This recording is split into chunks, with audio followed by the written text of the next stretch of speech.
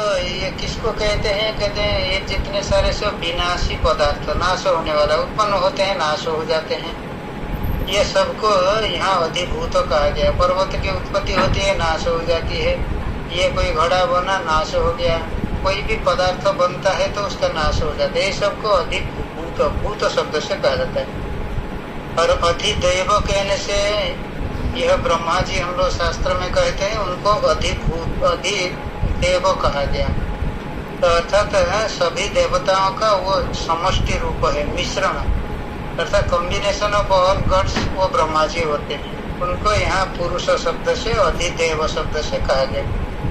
और स्वयं परमात्मा ही सभी शरीर में सर्वत्र अधियज्ञ रूपेण विद्यमान है, क्योंकि देह प्राप्त हुआ है यज्ञ करने के लिए। यज्ञ अर्थात परमात्मा का उद्देश्य करके जो भी कर्म किया जाता है वो सब यज्ञ है।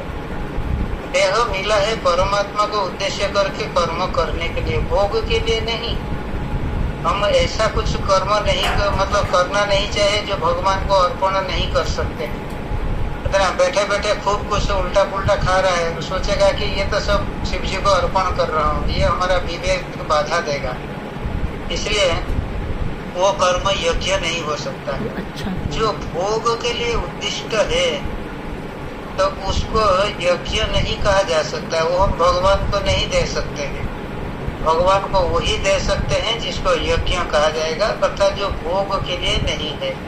हम शरीर रक्षा के लिए भोजन करते हैं, हाँ बिल्कुल ये अन्न यज्ञ है, ये बिल्कुल यज्ञ है। और खा रहे हैं अपने स्वाद के लिए, भोग के लिए, वो यज्ञ नहीं होगा।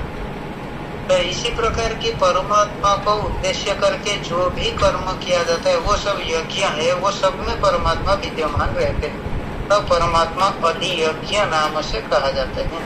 वो विष्णु है, सभी कर्म में विद्यमान रहते हैं, इसी देह में ही वो विद्यमान रहते हैं। और अंतिम काल में कैसे स्मरण होगा, तो उसके लिए पंचम श्लोक में भगवान कहते हैं कि अंतिम काल में स्मरण जो करेगा वो परमात्मा को ही प्राप्त करेगा।